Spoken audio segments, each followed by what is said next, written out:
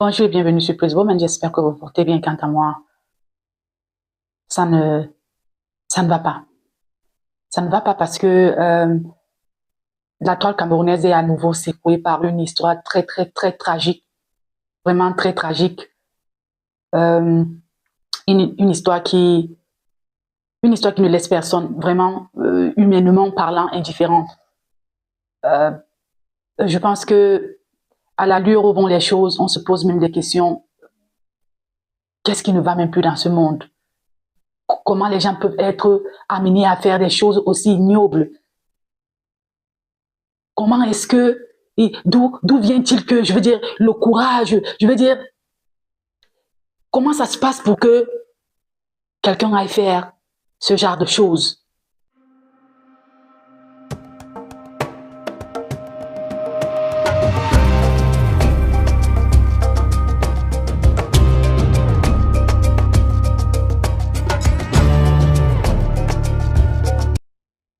Et donc, je ne vais pas passer par mille chemins, vous le savez tous. Il y a le petit Mathis qui a été tué par Monsieur Noifo.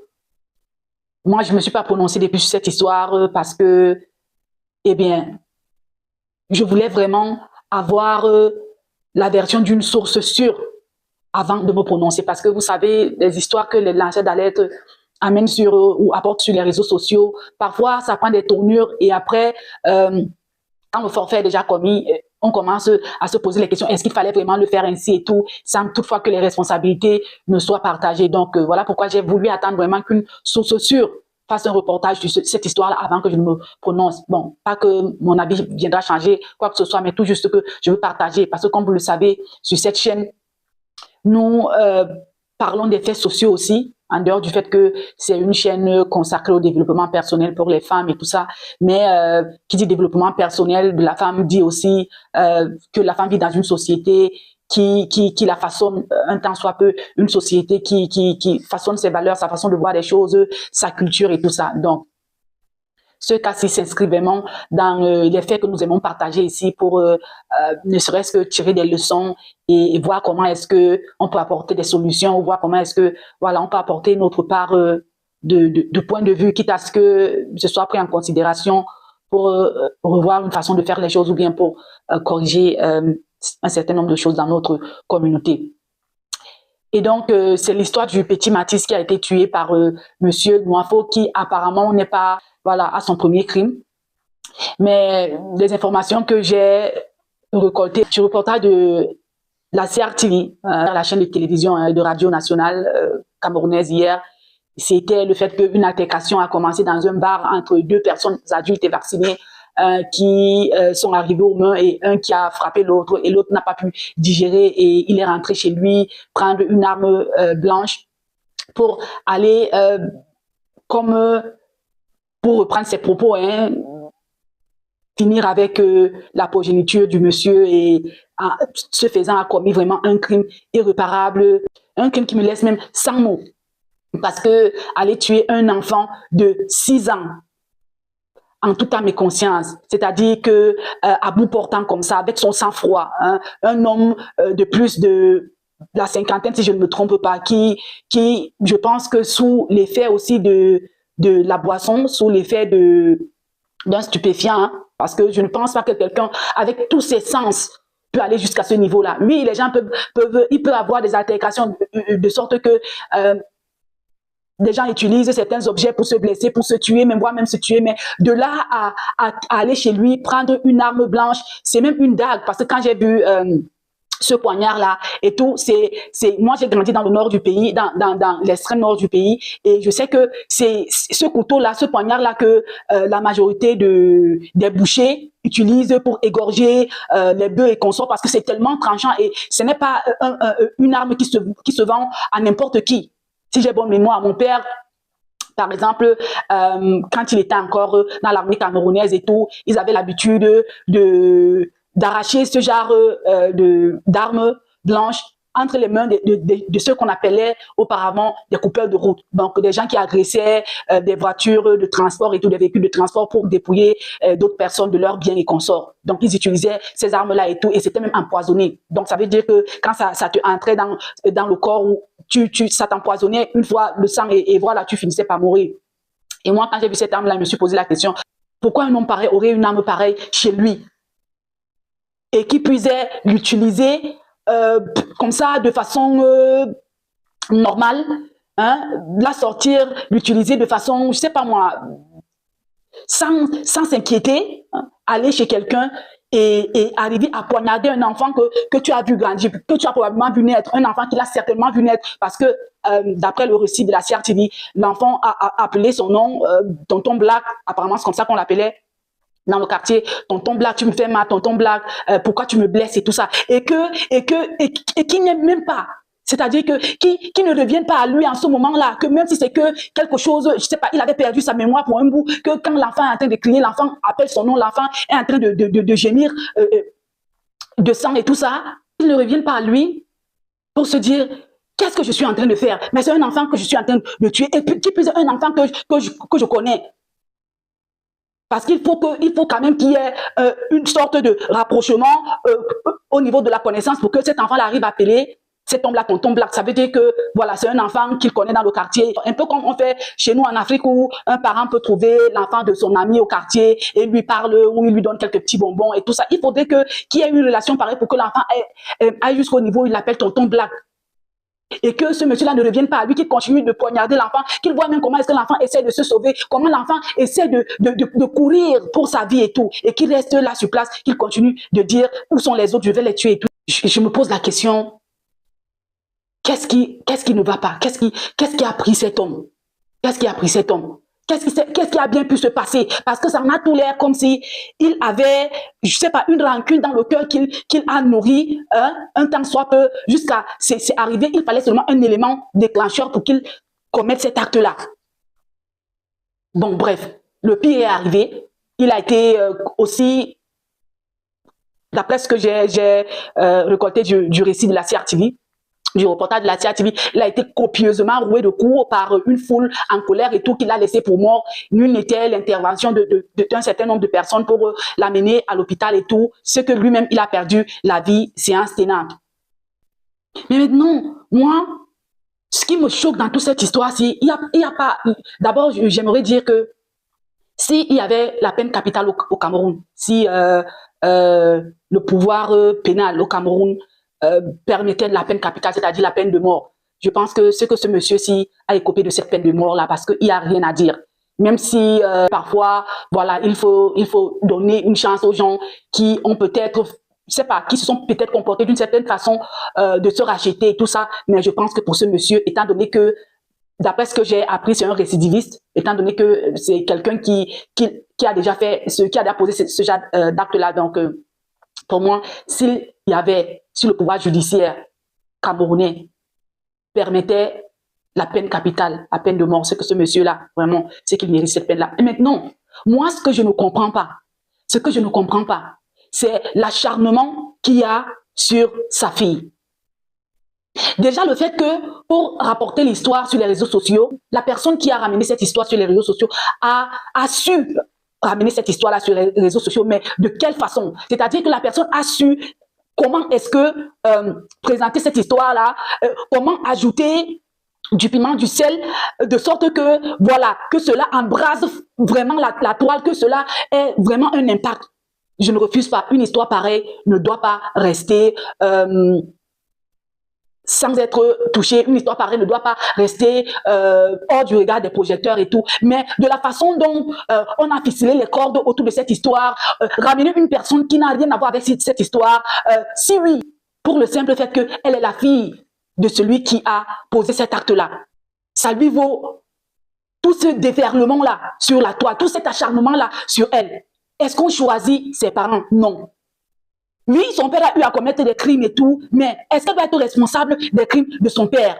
Non, elle ne doit pas payer pour les crimes de son père. Je veux dire, c'est vrai qu'à un moment donné, quand même la Bible dit, hein, Même la Bible dit, les enfants paieront pour les crimes de leurs parents et consorts et tout. Je ne refuse pas. Je ne refuse pas. Mais de quelle manière?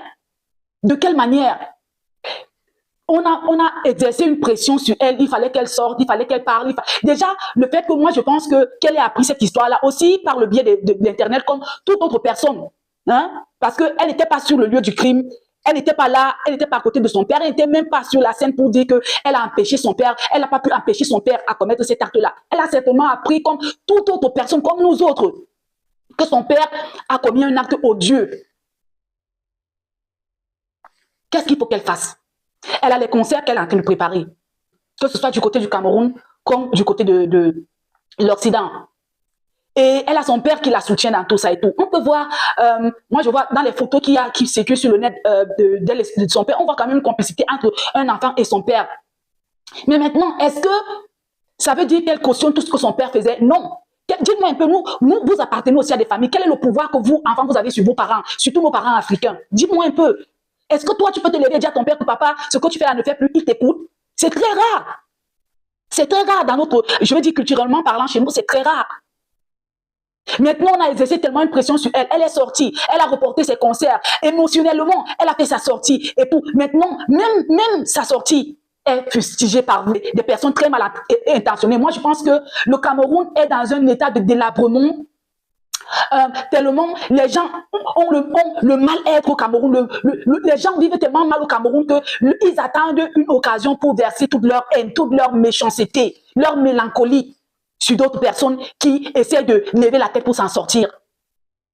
Parce que je ne comprends pas cet acharnement. Parce que maintenant, même si c'est que vous tuez l'idole, même si c'est que vous faites pas, vous détruisez sa carrière, le petit Mathis ne reviendra pas. Ça ne changera non plus le fait que Monsieur Nwafo a tué le petit Mathis. Et même si Monsieur Nwafo là même meurt maintenant, même si on le tue, ça ne changera pas le fait que le petit Mathis est mort d'une façon tragique. Pourtant, il avait tout un avenir devant lui. L'idole va vivre avec ce poids-là toute sa vie. Ça, c'est déjà la punition que voilà, la nature lui donne. C'est déjà une punition que cette étiquette-là va la suivre toute sa vie.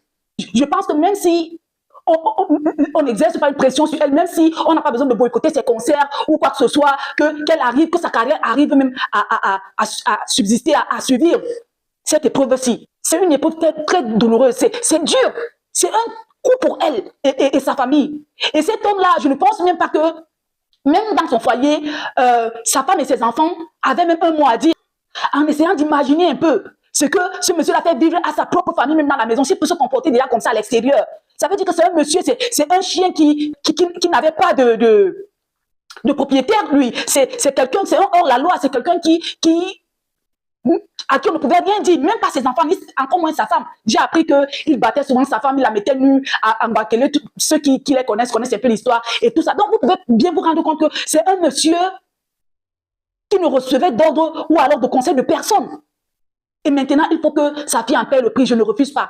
Je pense que son unique crime ici, c'est d'avoir eu un père comme celui-là. Mais on ne choisit pas ses parents. Qui de nous choisit ses parents? Personne. C'est arrivé. Elle a présenté ses sincères excuses. Et son sentiment de compréhension et son sentiment de soutien et de solidarité envers la famille éprouvée. Vous êtes qui pour venir dire que ce n'est pas sincère, c'est les pleurs de crocodile, mais on a l'impression que, c'est-à-dire tellement le Cameroun est dans un état, comme j'ai dit, un état de délabrement, institutionnellement parlant, humainement parlant, sur tous les volets. De sorte que les gens ont tellement le mal de vivre que quand il y a une histoire sur laquelle ils peuvent se lâcher, ils le font sans penser même. Ils le font sans toutefois réfléchir. L'occasion pour moi ici est de dire que mes frères, mes sœurs, camerounais et même africains, oui, c'est arrivé. Franchement, l'idole, je pense que elle paie déjà assez le prix d'avoir un père pareil. Et cette histoire-ci, voilà, je pense que c'est un coup qu'elle a pris. Je ne pense pas qu'elle puisse s'en sortir. Je ne pense pas qu'elle puisse s'en sortir. Alors, s'il vous plaît, vraiment, calmez-vous. La justice fait son cours. Calmez-vous. Vraiment, apportez le soutien que vous pouvez à la famille éprouvée. Moi, de même, je dis vraiment mes sincères condoléances à la famille et j'apporte mon soutien à cette famille-là, moralement, spirituellement et tout ça. Vraiment que le Seigneur conforte cette famille-là. Vraiment que le Seigneur leur donne la paix du cœur dont ils ont besoin. pour pouvoir surmonter cette épreuve si dure et que l'âme du petit Mathis repose en paix, vraiment. Mais un autre volet que je voulais relever, c'est ce volet social-là, parce que j'ai vu que le service social aussi s'en est mêlé et tout ça. Quand les cas pareils arrivent, c'est l'occasion pour nous de nous poser beaucoup de questions. C'est l'occasion pour nous de nous poser beaucoup de questions. Comme par exemple, qu'est-ce que les enfants de cet âge-là faisaient seuls à la maison, sans qu'il y ait une grande personne qui veille sur eux. Ça veut dire que n'importe qui pouvait passer là, même des voleurs pouvaient passer et faire ce qu'ils veulent. Il n'y avait personne à la maison pour veiller sur les enfants de cet âge-là. Oui, on va me dire, c'est l'Afrique et tout. Non, est-ce que les choses pareilles arrivent rarement? Mais c'est quand ça arrive maintenant qu'on doit se poser des vraies questions. Est-ce que s'il y avait quelqu'un, s'il y avait une grande personne dans cette maison-là, est-ce que ça allait arriver de la façon dont c'est arrivé? Et de l'autre côté, même le papa de la victime, qui au bar s'est bagarré avec ce monsieur et qui lui a promis, qui lui a dit que comme je partais là, je revenais et tout. Est-ce qu'il n'est pas venu, il ne lui est pas venu à l'esprit de dire ok, la bagarre était finie vu que c'est même les forces de l'ordre, d'après le récit de la scientifique, c'est les forces de l'ordre qui sont venues arrêter cette bagarre là dans ce bar. Pourquoi est-ce qu'il ne lui est pas venu en esprit de rentrer chez lui après cette bagarre là? Quelqu'un de normal, je pense que c'est ce que cette personne là aurait fait en fait. Je crois que c'est ce que quelqu'un de normal aurait fait. Après une bagarre pareille, rentrer chez lui, l'occasion pour lui de tranquilliser ses émotions. Il est toujours resté dans ce bar. Pendant que vous connaissez l'élément. D'après ce qu'on dit, tout le monde connaissait que c'est quelqu'un d'assez impulsif, c'est quelqu'un qui cherchait les problèmes dans le quartier, c'est quelqu'un qui avait déjà commis un meurtre, ceci, cela. Alors tu as affaire à un homme pareil et tu prends ça à la légère. Donc, du coup, autant de choses. Moi, je pense que c'est arrivé vraiment l'idole. Nul n'était le fait que c'est la fille de M. Moifo et qu'elle est connue et célèbre, c'est que la tournure que c'est en train de prendre, ça n'allait pas prendre cette tournure-là. Je veux dire, c'est que de la façon dont l'histoire a été rapportée ou bien alors de la façon dont c'est en train d'être propagé, l'engouement avec lequel les gens sont en train de se prononcer sur cette histoire-là, je ne pense pas que ce serait le même. Donc, c'est arrivé vraiment, ayez pitié de l'idole. C'est vrai, son père n'a pas eu pitié de cet enfant-là, mais elle n'a pas demandé que son père tue cet enfant. Donc, s'il vous plaît, soyez indulgents envers elle. Elle a fait ce que vous lui avez demandé de faire. Et je ne pense pas qu'elle l'a fait même seulement parce que vous lui avez demandé de le faire. Quelqu'un de normal, hein, normalement constitué, aurait fait pareil. C'est-à-dire que reporter ses concerts, annuler ses concerts, et voilà. Donc, donner l'occasion à la famille de faire leur deuil, de pleurer leur enfant avant que la vie ne reprenne son cours normal. Donner aussi l'occasion à l'idole de digérer ce qui s'est passé parce que c'est son père aussi, comme vous le dites si bien, c'est son père qui est à l'origine de tout ça et on sait tous que nous aimons nos parents. Aucun enfant ne souhaite que son père se retrouve dans une situation pareille. Donc, elle est entre le marteau et l'enclume, elle ne sait pas quoi faire. Je crois quand elle dit qu'elle est perdue, je crois sincèrement qu'en ce moment, l'idole est perdue parce qu'elle est départagée, elle ne sait pas quoi faire. Donc, sincèrement, soyez indulgents. Et il est temps que le gouvernement camerounais mette des moyens en marche pour que la sécurité, pour que la sérénité revienne au sein de la population camerounaise, pour que ce genre de choses n'arrive plus. Parce que les crimes mortels au Cameroun, c'est monnaie courante maintenant, il faut le dire. C'est monnaie courante. Si ce n'est pas les hommes qui tapent leurs femmes à mort, si ce n'est pas les microbes qui s'en vont attaquer les gens tués, si ce n'est pas les bandits qui font l'éruption dans la maison des gens pour voler et pour tuer, si ce n'est pas Boko Haram qui est en train de tuer dans le nord du pays ou dans le Nozo où les gens kidnappent et tuent, ou voilà, tellement de choses se passent au Cameroun. Vraiment, je pense que l'occasion est donnée à nos dirigeants de faire quelque chose pour ne serait-ce que permettre aux Camerounais de vivre dans la quiétude dans leur pays. Vraiment. C'est ici que je vais vous laisser avec vraiment le cœur meurtri. J'espère que voilà, le temps guérira des blessures et encore beaucoup de courage à la famille de Mathis. Pour ceux qui tombent sur nos vidéos pour la première fois sur nos contenus, vous plaît, n'hésitez pas de vous abonner, d'aimer, de partager, d'activer surtout la cloche de notification pour que vous soyez les premiers à être notifiés quand nous mettons une publication en ligne. Et voilà, portez-vous bien.